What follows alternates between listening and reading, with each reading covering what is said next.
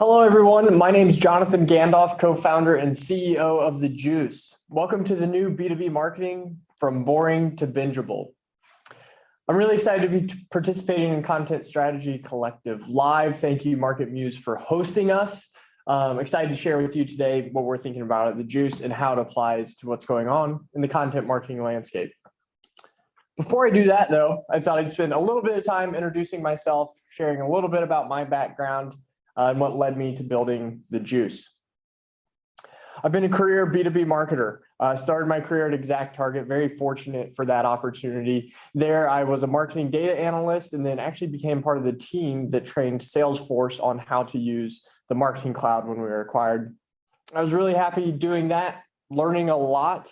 And I had an accidental entrepreneurial journey that was starting a craft brewery in Cincinnati called Braxton Brewing Company. A big belief in what we built there was that beer is actually a B2B business. You sell to distributors, you sell to retailers, who actually sell to your end consumer. And we put some of our B2B tactics into place there, and that empowered us to grow really, really quickly, enjoy a lot of success. Business still up and running. I got out of the day-to-day. Turns out the beer industry is not what I wanted to make a career of. Jumped back into software at a company called Springbuck here in Indianapolis. It does healthcare analytics. I led marketing and business development teams there before joining forces with the High Alpha Venture Studio in Indianapolis to build The Juice. Throughout my entire career, I faced this B2B content problem, and that's what we're solving for now. So I'm excited to share a little bit more with you about that today, but we're going to talk a little bit broader about the content marketing landscape. If you are interested in more of my personal opinions and rants on B2B marketing, follow me on Twitter. And I also have a creator page, which I'll talk a little bit more about during the presentation. But on our own platform, that link there will take you to all of the content that I've previously participated in or collaborated on or authored. We're really proud of creator pages, and I'd encourage you to check that out. Here's what we're going to be talking about today. First, we're going to talk about content overload, both on the marketer side as well as the content consumer side. Then we're going to move into why curation is actually becoming more powerful than creation in the content space.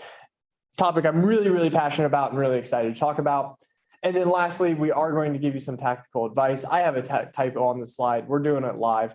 Number 3 is boring to bingeable. We're going to give you some tactical advice on how you can take your content marketing plan and strategy from traditional B2B to bingeable and be inspired by some of those B2C experiences that we are all extremely familiar with.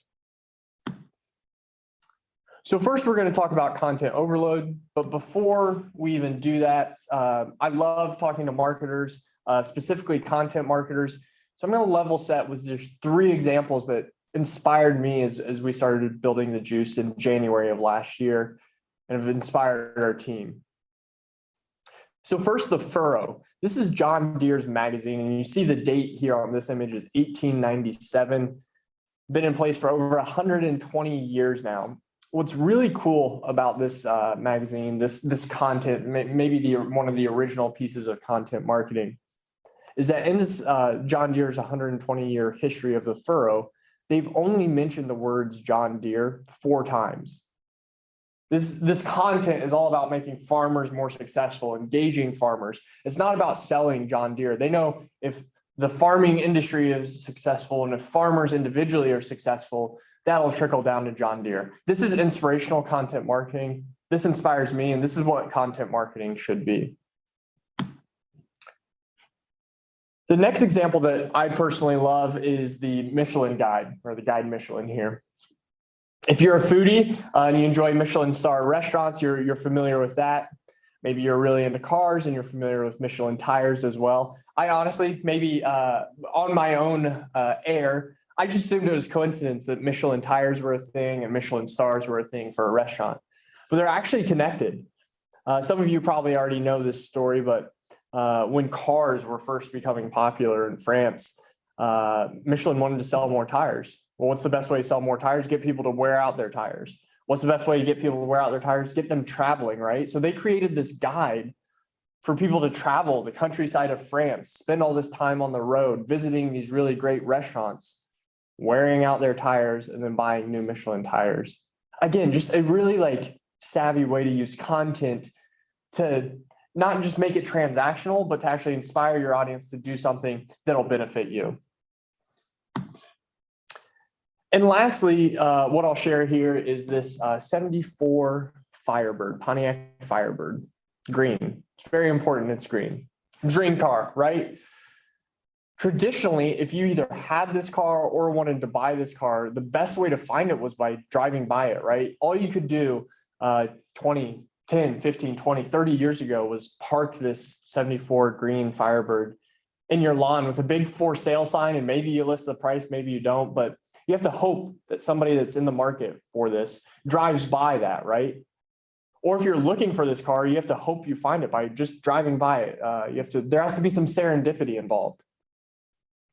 Well, recently, in the last 5, 10, 15 years, maybe, all of a sudden there's a platform where if this is your dream car, you can go search for it. You can save that search, and green 74 Firebirds are going to find you. This isn't unique to cars. It's music, movies, news, fashion, real estate. No matter what you're looking for as a consumer, it'll find you. Everything is curated for us. There's an app, there's a website, there's a platform that you go to, and based off your information, your profile, what you've engaged with previously, what people like you are engaging with, the right thing finds you at the right time. We haven't done that in the B2B space. In the B2B space, we put content on our website and we hope the right traffic drives by. Occasionally, we'll do things unnaturally. We'll pay for that traffic to come to our website. We'll create, pillar pages or demand pages, lead magnets, experiences that we ourselves as marketers don't necessarily enjoy, but we expect our audience to go through. We expect them to jump through those hoops to come visit our website for our content. It's not the best consumer experience, and today we're going to talk about how you can make those B2B consumer experiences mirror some of those experiences we enjoy as consumers across everything else that we do. Content overload. Let's jump right in. A lot of the quotes you see from today, a lot of the inspiration from today actually came from a process we went through at the Juice. We wanted to talk to 100 marketers in 100 days. And so we did that. We ended up meeting with, I think, 118 marketers in about 80 days, but who's counting? And so that really inspired what we're building at the Juice, but also this theme around content overload. Our ability to create content has surpassed our ability to effectively distribute or discover B2B content. What does that mean?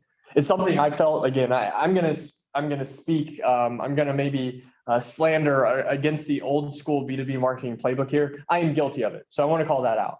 And this is one of the pain points that led us to building the Juice. I refer to it maybe more grotesquely as the content hamster wheel, right?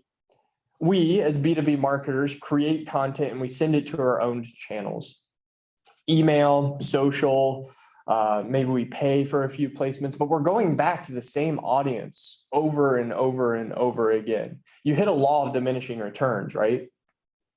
And then the only way to squeeze more returns out of that same audience you keep going back to in the same channels is to create more content. And you start to get that law of diminishing returns, and then more content, and then more content. Now you're just creating content for content's sake. And all of a sudden you're in this vicious cycle of just creating content to squeeze more out of your existing audience. It's that content hamster wheel. We pour so much energy, time, effort, and resources into creating content, and then we don't spend near enough time on distributing content. And that makes it really hard then on our audience. That raw quantity of content makes it so challenging on our audience to find the right content at the right time. So these are some statistics as we interviewed those 118 marketers. And whether you're creating content or even trying to find content for your role, there's just too much of it. 60% of marketers are creating at least one new piece of content per day. 100% of respondents said they were interacting with one piece of branded content per week, and 40% are interacting with more than 10 pieces per week. And yes, there's maybe some nebulous definition around what one person considers branded content versus the other, but I don't think the exact specifics of that change the fact that there is too much content. We are creating too much and not curating enough. So I had to keep this one anonymous in case his mother was in the crowd. He didn't want his language to be shown here, but this is a best-selling author on content marketing. Some of you might be able to guess who this is, and an agency president. In our interview with him, he said 100% of professionals have the same problem. Too much, I'll let you fill in the blank with an expletive of your choice there. There's too much content, right? And we all feel that. We feel it as consumers, but we as marketers are also contributing to that problem. Again, this is not unique to B2B content marketing. Think about how much music is in the world, or movies, right? Think about how you engage with music or movies, right? You go to a platform like Spotify, there's a mix pre-made for you, or new releases are curated for you based off your listening history and your interests. All of this is pre-built based off your behavior, your profile, what you've engaged with previously, what people like you are engaging with. And they do a really good job of creating mixes from things that are known, but also unknown. There's that discovery element that becomes really exciting, and that experience, that rabbit hole you end up going down to discover new music, or on Netflix or in Apple News, you discover new things that are of interest to you. Again, the B2B comparison just is not there. Maybe a consumer comes to your website, a prospect or a future customer. They interact with a blog post, and then what, right? How are we creating that experience where they can discover more about how you solve your problem, what your software does, and maybe even discover partners or related content? How are we making that easier for our content consumers? Our hypothesis is that curation is a huge element to that. Curation is actually more important at this point than creation. In fact, 60 to 70% of B2B content goes completely unread. That speaks to the problem that we talked about a little bit earlier. We're creating so much content, pouring so much energy and effort into the creation of content. We post it on our blog. Maybe we do some social promotion. Maybe we send it out through an email promotion. And then 60 to 70% of that goes completely unread. Last year, content marketing was a $120 billion industry.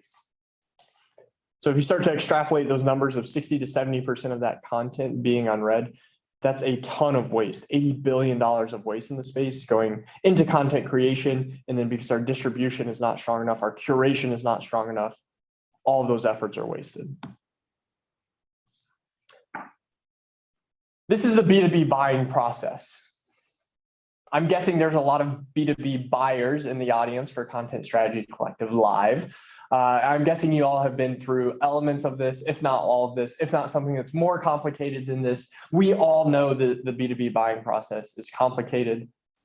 There's things that are happening that are trying to simplify this. I think this slide is a big reason you're seeing the product-led growth rise in B2B software being so successful. Anything we can do to streamline that buyer experience. And I think a big part of PLG is delivering value before the sale happens. And if you look through the individual elements here, content is a part of almost 80%, even maybe more than that, of each of these steps. You know, very clearly a white paper download. But what about a social media conversation? What about a buying guide, online virtual demo? Content touches so many pieces of the B2B buying journey. And because we as marketers just keep creating content, I wonder if sometimes we're complicating this journey by creating all this new content.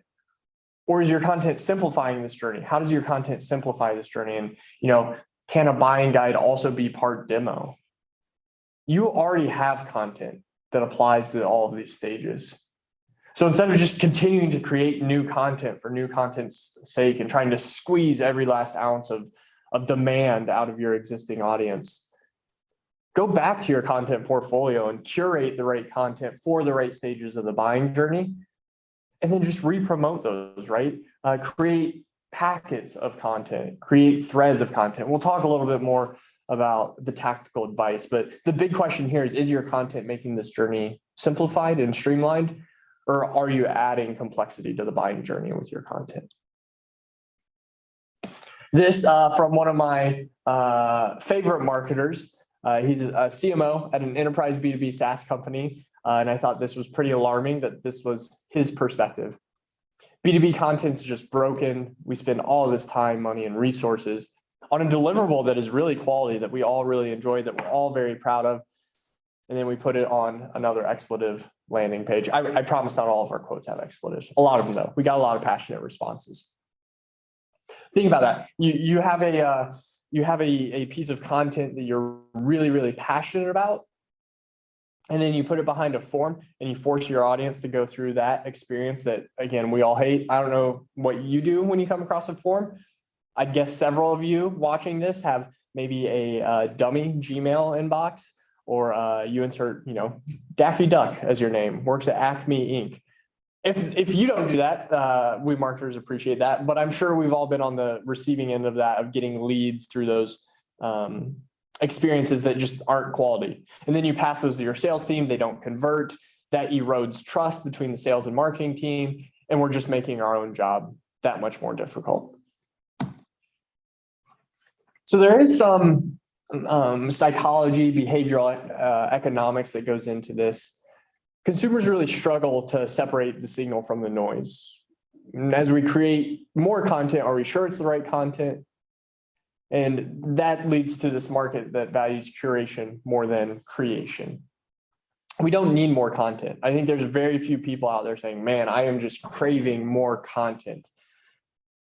To dumb down some more complex kind of behavioral economic theories here, Zuckerberg's law, the amount that we share is doubling, and the time that it takes to double is being cut in half. Content sharing is happening at an exponential rate, right? So there's just more and more content constantly being created quicker and quicker. Dunbar's number is really interesting to me, especially as if any of you are small businesses. This is something I've seen play out in real life, that threshold of 150 individuals, or more broadly, they talk about 150 relationships here. I've seen this play out in the entrepreneurial space. That's a threshold that's really hard for businesses to grow through, right? Because that's the threshold where you can kind of go from knowing everybody to working with complete strangers, right? There's going to be somebody working in a different department you've likely never met. It's just a really hard threshold to fight through. And I think that pertains to the brands and the individuals, the thought leaders, the content that we interact with and engage with. If 150 is the max, think about how your consumers are spreading that out across everything they're consuming. And then the last one is goes again to this. There's a very small number. It's maybe the 80-20 rule, if you're familiar with that theory as well. But there's a very small number of high value items and a really long tail, really large group of low value items. So if you're just creating content for content's sake because you need to, because again, you need to squeeze that demand out of your existing audience in your existing channels, I'd challenge you, is that content contributing to that really small number of high value items, or are you contributing to that long tail of low value items?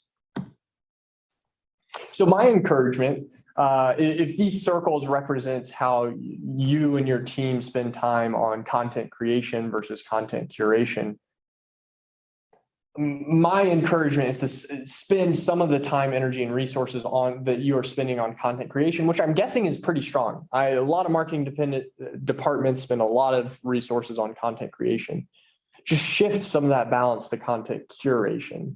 I guess you're spending a lot less time on distribution and curation. Just, for 2 weeks, 3 weeks, 4 weeks. Dial back on the amount of content you're creating. Go back to your content catalog, your content suite, and see what's there, and start curating for the B2B buyer seasonality, for problems that may be arising in this new macroeconomic environment. You have content that addresses so much of what's already going on. Instead of spending all of your resources on just creating new content, spend it on repurposing your existing content and ensuring you're meeting your buyer where they're at. And so just to visually represent that, I think if you can get creation and curation in balance, I think that's when you can really start to create bingeable experiences with your B2B content. So let's talk about it. Let's talk about how you go from boring to bingeable with your B2B content. There's a lot of work to be done to make B2B content as bingeable as B2C content. B2B shouldn't be of any lesser quality or any less engaging. This is a director of content strategy at a software company I'm guessing many of us look up to, an F100 company. And I think sometimes we are guilty of being too polar in how we compare B2B versus B2C. Who cares, right? Like, who cares if it's B2C or B2B that you're creating? The receiver of that marketing is likely the same human. We're all consumers at the end of the day. We're all humans at the end of the day. Create experiences that you yourself enjoy, whether it's B2C or B2B. Yes, the buying journey is a little bit more complex. Yes, the spend is maybe a little bit more for B2B than B2C. But if you're not creating enjoyable experiences, how are you going to inspire your prospects? And what are you doing to imitate those B2C marketing experiences that you so much enjoy? So 4 tactical steps that we recommend at the Juice. A, meet them where they're at. I've referenced several times, again, maybe a little bit too harshly, but a blog post, right? That you post on your website, you promote for 2 or 3 days, it gets buried on your blog, and then it's an internet purgatory, never to be seen again, never to be found again. And all that effort evaporates over 2 or 3 days. Well, instead, go meet your audience where they're at. Communities, the rise of communities are huge. What about your competitors? Evaluate where your competitors are at. Go meet your buyers there. I think a rising tide raises all boats. I'm not suggesting fighting with you, showing up and picking fights with your competitor, but your competitors are solving the same problem, which means where they're discovering their audience is where you should be as well, because that audience is trying to solve that problem. They don't care too much about the vendor. They just want to solve their problem as best as possible. But whether it's communities, events like this one, thought leaders, take your content where your audience is. Don't just think about it in your own channel. That's how to grow that audience, so you don't keep going back to that same audience over and over again. Never share just one piece of content. I mentioned that Spotify example earlier. If somebody's trying to solve a problem and they're engaging with your content, there's so many spokes to that problem. Share 2 or 3 pieces of content. And I'm not just talking, share 3 links to a blog post, but what about a video or a demo in addition to that blog post that outlines the problem? If you're sharing an ebook, what about a podcast episode to complement that? Create those rabbit holes or those additional experiences for your audience where you can keep them engaged with your brand and kind of show off the versatility of your solution as well as your marketing team. I think that's really powerful. Not every person enjoys content in the same way. Even though your ideal customer profile in this mode where everybody you're talking to is in your ICP, which I think is a very optimistic view as well. But just because all of your ICP fit the same profile, that does not mean they enjoy content in the same way. So even though, one prospect really enjoys this format, that does not mean everyone who looks like that prospect enjoys that format. So atomize that content, break it down, try different formats. If you create an ebook, repurpose it, turn it into a podcast episode, turn it into an event, turn it into a blog post series, but don't just keep creating. Atomize content that you're already existing and then analyze how it performs. And understand that your ICP may enjoy, everybody that fills that ICP may enjoy content in different formats. And finally, I referenced this a little bit earlier, but we are all type C, right? At the end of the day, we are all content consumers. So the same way that you yourself as a marketer enjoy consuming content, we so often reference, what are your favorite brands? For me, Nike, Disney, Google, it's always these consumer brands. So why not try to imitate those marketing experiences in your own B2B marketing efforts? So that's where I'll wrap the presentation today. We are building something for this. We're building B2B content experiences at the Juice. If you're interested in checking it out, if you're listening to this, we have a resource. We have a resource library of 100,000 pieces of content. MarketMuse's content is there. I guess several of you in the audience, your brand has content there. And what we've done is we've created this Spotify-like experience for B2B content. And when our audience engages with that content, we're pointing them back to your website and your own channel. We're introducing your content and your brand to a net new relevant audience. I'll stop the sales pitch there, but we are really proud of what we've built. And I know everyone in this audience would really enjoy the experience and find some content that's relevant to them. We've built it specifically for B2B sales and marketers. And I encourage you to go check it out and see what we curate for you. Lastly, just want to say thank you for joining us today. I am always open to talking more, ranting more about B2B marketing. I put my email address up here. Feel free to reach out to me on Twitter. I'm JD Gandolf. And if you visit the Juice platform, you can do a search, find my creator page, and you can see all the content I've produced previously. So again, thank you to the audience. Thank you, MarketMuse, for hosting us. I hope this has been helpful. And I look forward to talking soon. Thank you.